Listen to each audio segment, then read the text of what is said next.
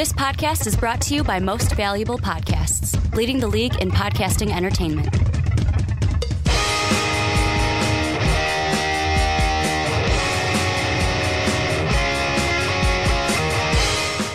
What's up, real MVPs? Ricky Widmer here, along with the Mark Weber. Dub them easy. I almost stumbled on my own name, Mark. If you notice, I got real slow. I'm like, Ricky Widmer. Wait, what's my name? But we are here for the Onside Kick, your stop for NFL right here on Most Valuable Podcast. We're getting to the end, Mark. We're getting to the very end. Yeah, we're at the end. This is the last divisional preview that we have to do. We started many moons ago, it seems. I want to say, what, late June?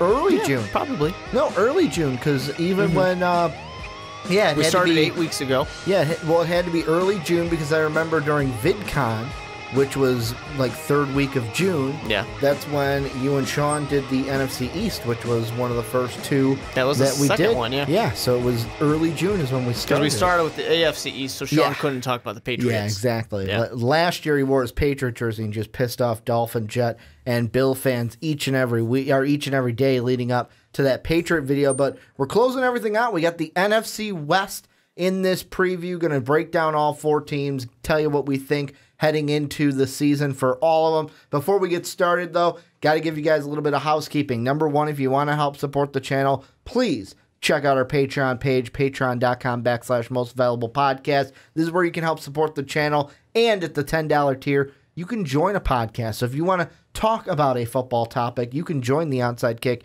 every month you are at the $10 tier. Make sure to also grab yourself an MVP t-shirt. I was going to wear mine, but I don't think it's clean, and I have to find it. I was like, I don't remember wearing it. Yeah. But I guess I wore it. If it's not clean, you can just buy a new one. Yeah, maybe I should buy a new one. Yeah. You could do the same down below in the link or at mostvaluablepodcasts.com where you can catch MVP each and every day. And then last but not least, make sure to go over to Apple Podcasts and iTunes and give the podcast a 5-star rating. And make sure to tell us why you love listening to the podcast each and every week.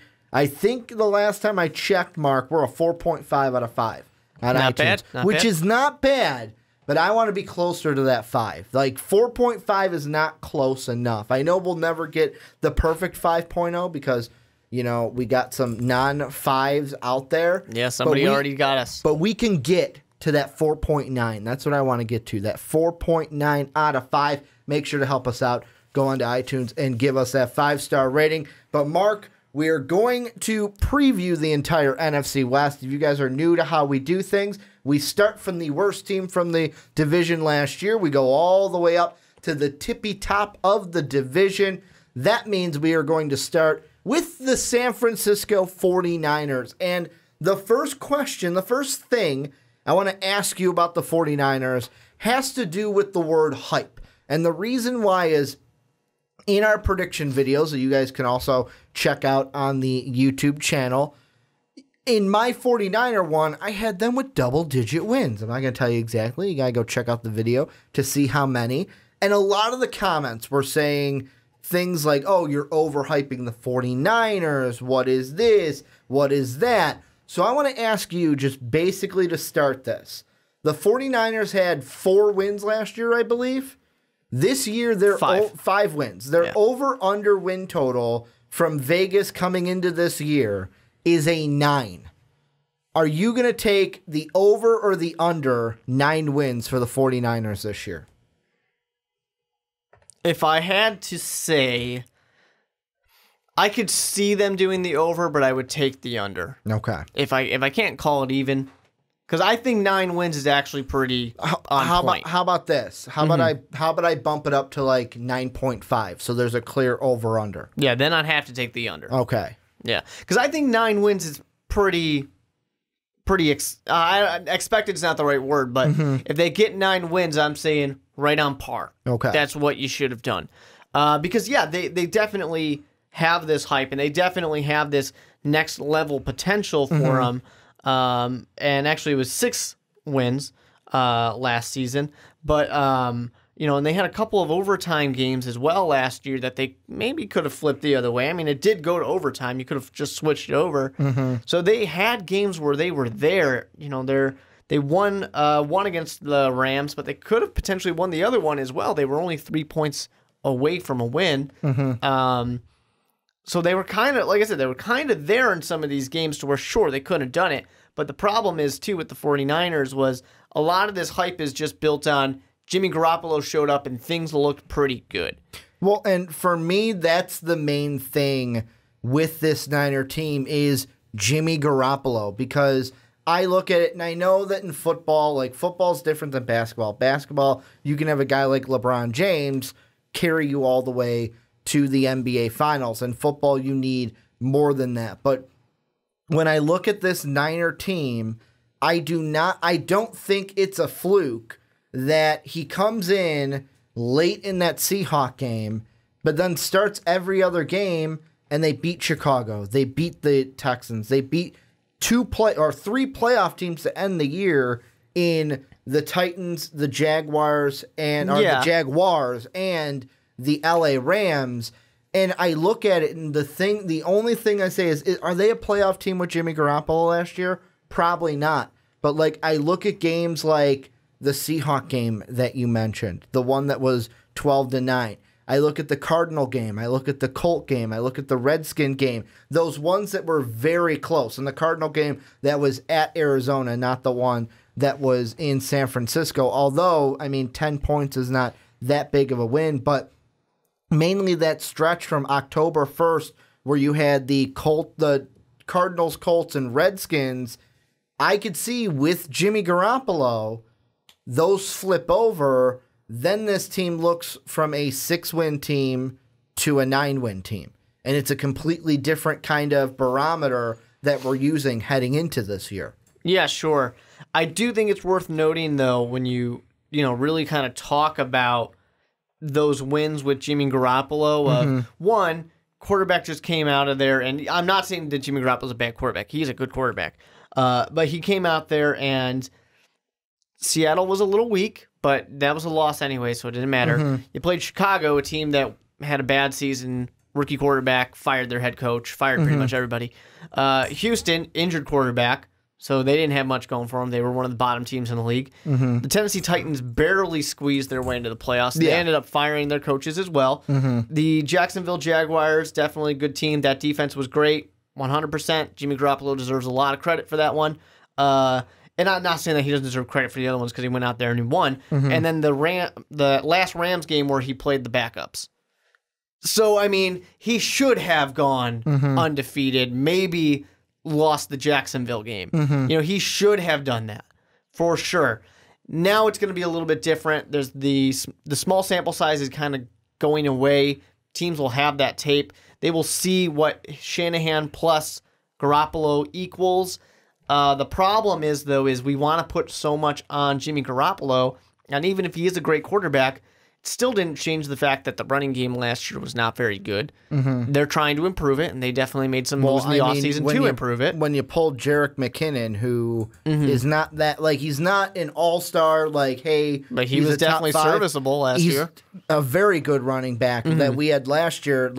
Dalvin Cook went down, and I went, shit, what is this run game going to look like? And he made me completely forget that Cook was gone. But the 49ers offensive line needed some work as well. And they made moves to fix that, too. Is it that much different than the Viking O-line that you always like to complain is our weakest part of that team? It's not necessarily, no. But I do think that one thing that's going to make a difference is 49ers did not have a good running game last year and a bad offensive line. Minnesota's offensive line, sure, it was not very good, but they still had a good running game anyways. They made it work. San Francisco didn't make it work. So they need McKinnon to come in here and kind of not necessarily light the league on fire, but light the fire under this running game. He's got to be what fans thought Carlos Hyde would have been last year. Because Carlos Hyde, in the past, versus I still have nightmares about that Monday night game against the Vikings where we went into San Francisco and he torched us on that Monday night game. But Carlos Hyde's that kind of guy where he's going to light people up and people are going to go, where's this guy been? Yeah. And then he disappears for a long time. Well, that's kind of who he is. And one of the things I have to bring up because I've been waiting to bring this up for this preview because when I did the 49er prediction video, I got a comment, I think it was that first day during it, and it's gotten 13 replies. I did not reply to it, though, because I was going to use this kind of format to do the replying. It comes from Ezel Cox, and here's what he says. Wow, you have really lost it, haven't you?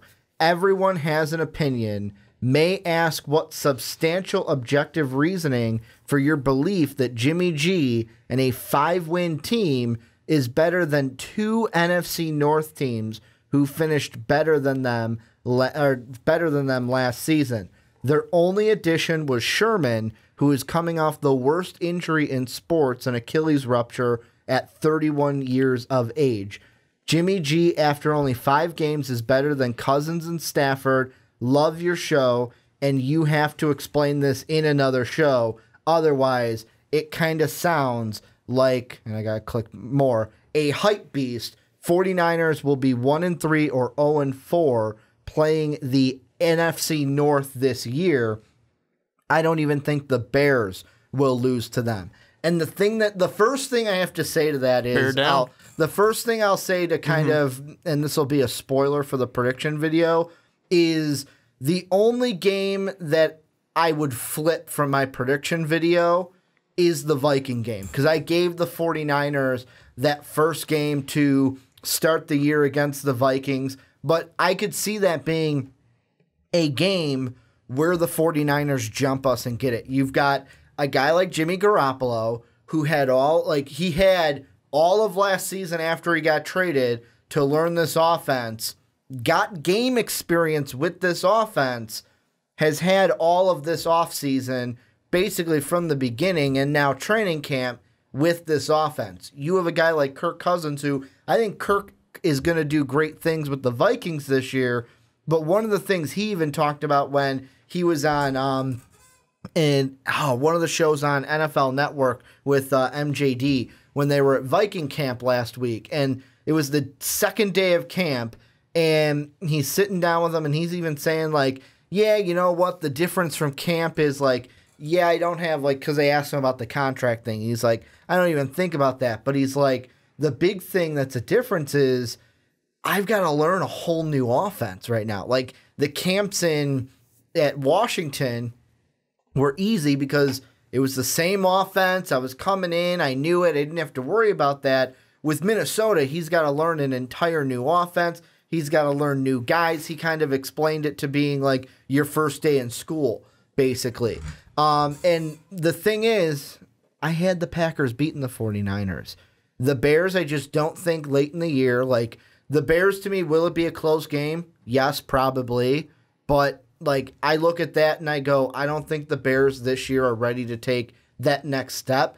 I'm not on the, to use the word that Ezel used, I'm not a hype beast for the Bears, where you've even said it before, where there's a certain collection of Bear fans that are like, basically, oh, Nagy coming in, we're going to do the same thing McVay and the Rams did last year. Book it. This team's going to go to the playoffs. And I'm thinking, is it possible? Sure, it is. Let's calm it down a little bit. Let's pump the brakes a little bit on that one. The Lions could be a win. However, in San Francisco, I'm not high on the Lions this year. I'll be completely honest. So, to me, I see the 49ers as, yes, I could see them going 1-3 against the NFC North, but realistically, they're a 2-3 win team against that division.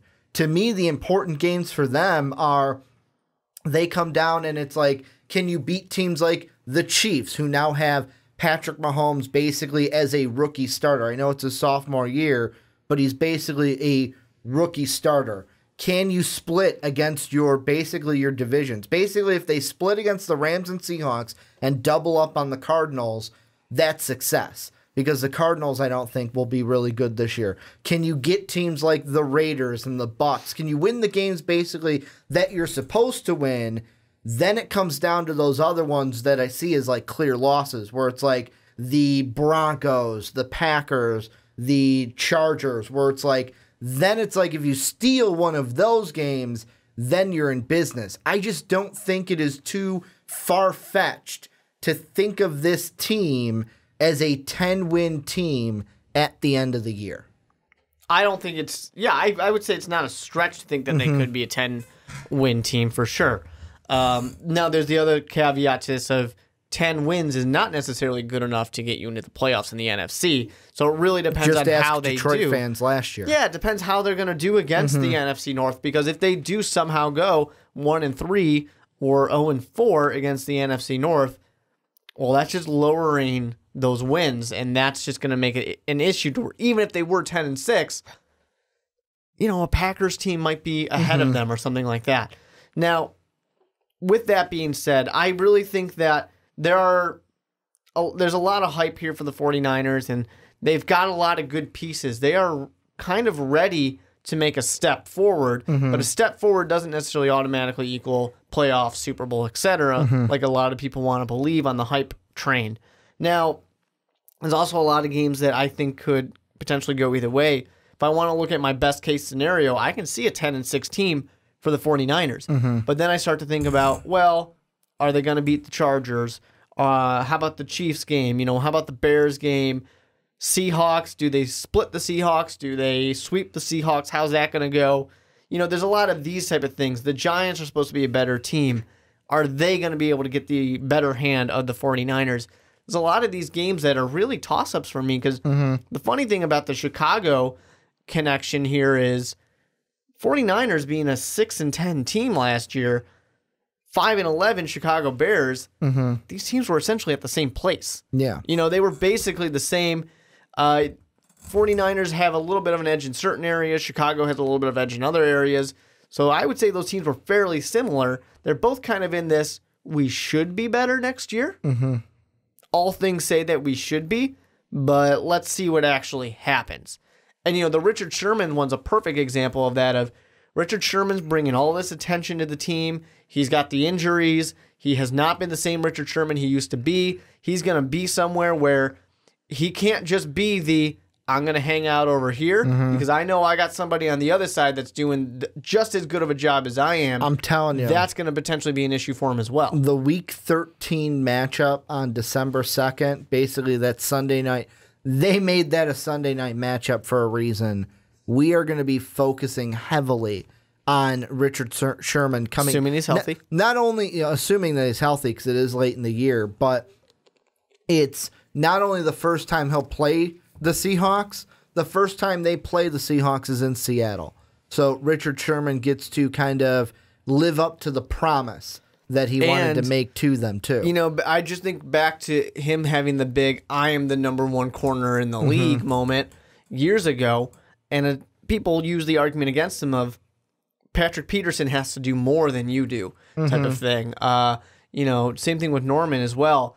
This is his time to shine, and unfortunately, it's a little past his prime. We didn't get to see it in his prime, but this is your time to shine of say, I don't need someone just as good on the other side. I don't need the Legion of Boom to make me elevated. I am just good all on my own. And this is kind of our moment to see that with the 49ers.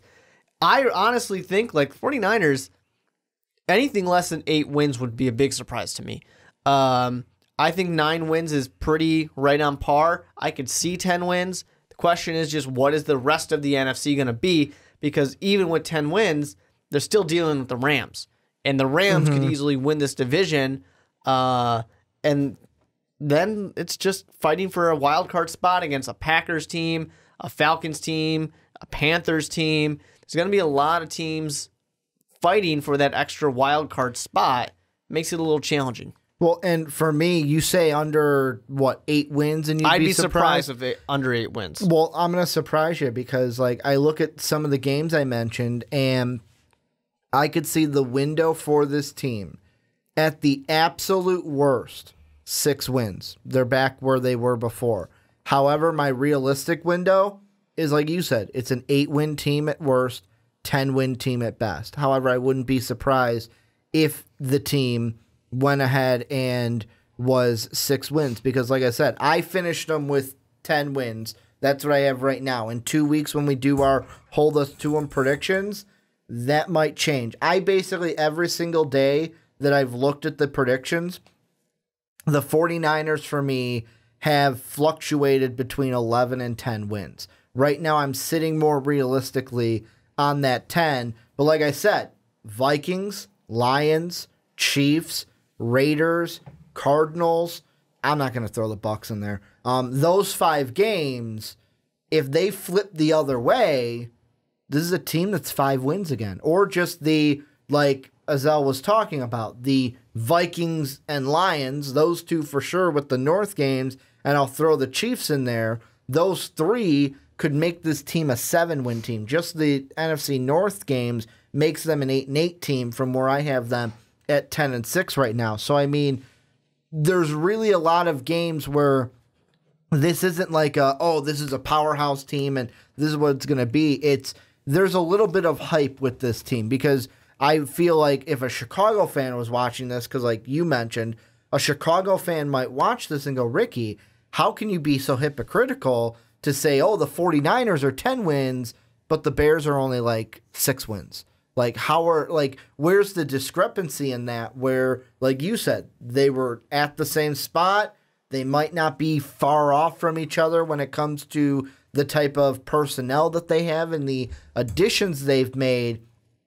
To me, and we've already talked about the Bears, the thing with the 49ers that will benefit them is they've got to play strong against the division, but also this schedule could help them. If the Lions in Matt Patricia's first year take a step back, that'll help them. Patrick Mahomes in his first real year as a starter, Chiefs take a step back, that'll help them. The Raiders not being the team they used to be, and with John Gruden not kind of clicking in his first year, that will help them. If let's say Sam Bradford gets injured, because we're going to talk about that one next, and Josh Rosen's thrown in there, what kind of a Cardinal team are we going to see? Because really the basis for Sam Bradford is 4 weeks and then the injury watch starts. 3 to 4 weeks and then he's pretty much, is he going to get injured? And you play the Cardinals week 5, so you're outside of that healthy window. There's a lot of questions. Yes, could the football bounce a different way and they're not 10 wins? Yeah, but it could bounce the right way and they could be a 9-10 win team at the end of the year. Yeah, it's going to be very interesting to see with the 49ers. And what I'm most interested for this team is going to be the fact of, is this run game going to be improved? And the other side is just defensively, is this team going to be able to stand up defensively against some high-powered teams that they'll be facing? Or will Jimmy Garoppolo be in a shootout every time? It's possible because they definitely, I mean, they had some low-scoring games where the defense did stand up, but they also had quite a few shootouts as well. So I just would love to see that. And an addition like Richard Sherman is one of those key parts of, is he going to live up to the hype? Is he going to be able to be that shutdown corner that the 49ers are hoping that he's going to be? And if he's not, that's going to hurt quite a bit because they're relying on him quite a bit, I think, to really make these games easier so Jimmy Garoppolo doesn't have to go out there and throw 3-4 touchdowns a game, because that's not necessarily the kind of guy that he is. He's going to be more, as much as we all want to say that he is this amazing quarterback going to throw a shit ton of touchdowns on you. Are you going to use... It's only 7 last year. I was going to say, are you going to use the word that Sean likes to use for Alex Game Smith? manager? Not yet. I don't have enough to say for sure, but I mean, you know, in these, 6 games that he played, 1,500 yards. That's not bad, but it's not like he went out there and threw a ton. 7 touchdowns, 5 interceptions. So, I mean, it really, you look at these numbers, and they're actually just pretty average. 2 things I want to say. First off, the thing about the defense is a good thing, though. When you look at the point totals, they only gave up more than 30 points. Once against the Rams, but like Rams, look at the offense they have. That's a high scoring offense. Then you look at a team like Dallas. If Dallas is clicking, especially they had Zeke at the time, that's going to be a high powered offense. Philadelphia, they have a pretty good offense, a high powered offense. And then Jacksonville, where, Blake Bortles is probably the lesser known of those, or the lesser of the quarterbacks that I just mentioned on the other team, Goff, Dak, and Wentz at the time. But Jacksonville can put up points like they did against the Steelers in the playoffs. Oh, and then the Rams the second time they only scored 13. I was looking at the Niners total. But the thing I also feel like for this season, and call me crazy, is yes, Jimmy Garoppolo, I don't think is going to go out there and set the world on fire numbers-wise. Like, he's not going to have a Tom Brady, what was that, the 2000 and, I was a senior in high school, so it was the 2008 season, the one where they went almost undefeated, and, like, him and Randy Moss, like, accounted for, like, 30-some touchdowns, and Tom Brady threw, like, 50 touchdown passes in that season. Jimmy Garoppolo's not going to have a season like that, but I think this is the season. Last year we got a little taste. I think this is the year where 49er fans get to see that A, they've got their quarterback of the future, if you haven't seen that already, but B, that not only do we have our quarterback of the future, we have a quarterback who will be a proven winner at the quarterback position for us. And although it might not be a Super Bowl winning season, it could be one where they make the playoffs, they get bounced in the first game, and have something to build on for years prior. I think that Jimmy Garoppolo, despite the hype, is going to be more of the above-average quarterback than great quarterback.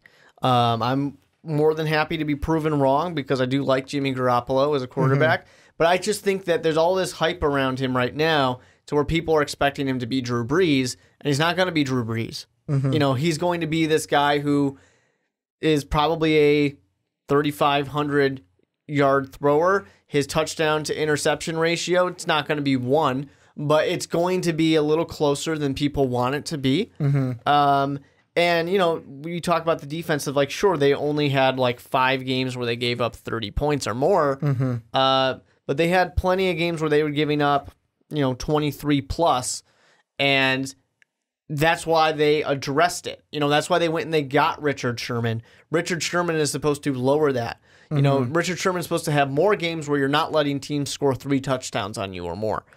And that's why I'm saying a guy like him needs to live up to the hype that he had before, needs to be healthy, because that right there, a healthy Richard Sherman, guy bringing those points down, only giving you a average of 20 or something like that, points given up a game, that right there is good enough to win 2-3 games to end extra. To end this segment, we're going to do a little bit of blind resumes, and I'm going to give you 2 quarterbacks from last year. These are numbers from last year. You tell me which quarterback you think Jimmy Garoppolo will most be like this year. Do you want quarterback A or quarterback B first? Well, A comes first. So. Okay, so quarterback A completed 325 passes. Cool. For a percentage of just over 67%, threw 3,547 yards, and had 22 touchdowns to 7 interceptions. He had a quarterback rating of about a 98. Quarterback B completed 323 passes for about almost 63%, 3,496 yards, 22 touchdowns, 22 touchdowns, 13 interceptions, and a quarterback rating of 80.4. See, here's the problem. I like the touchdown to interception ratio better on quarterback B. I think that's more Jimmy Garoppolo. For second year, that's more of what I expect. But the completion percentage of quarterback A is better and more what I'd expect. But I'm going to just overall go with quarterback A. So quarterback A, if he were to have those numbers, he's Case Keenum. Case Keenum was quarterback A. Derek Carr was quarterback B. God, and that competition, I don't know which one you really want to be. I mean, last year Case Keenum wasn't bad. Was great, but Case Keenum career, not anything you're that excited about. But if we're looking at it just as a season, and that's another thing that plays into it too, and that's why I use the other quarterback I was going to say. I'll say some of the numbers and see if you can guess who it is. 282 completions, 63%, just over 3,500 yards, 19 touchdowns, 11 INTs on the year. I don't know. Just tell me. Jameis Winston. That was the other quarterback. That's who I was going to use for B, but then I used Carr because he had 2 more interceptions, had that closer touchdown to interception ratio. Yeah, I just think it's going to be interesting to see hype aside at this point, a full season, who is Jimmy Garoppolo? Well, we're going to learn. This is where you guys come in. Let us know what you think down below in the comment section on YouTube, the camera. We went over on the time for the DSLR, but let us know what you think down below. What do you think of the 49ers? Am I overhyping Jimmy G? Azell, did I answer your question? Did I explain myself a little better? Because this is what I was waiting for, to kind of explain everything with your comment. Let us know what you guys think down below in that comment section.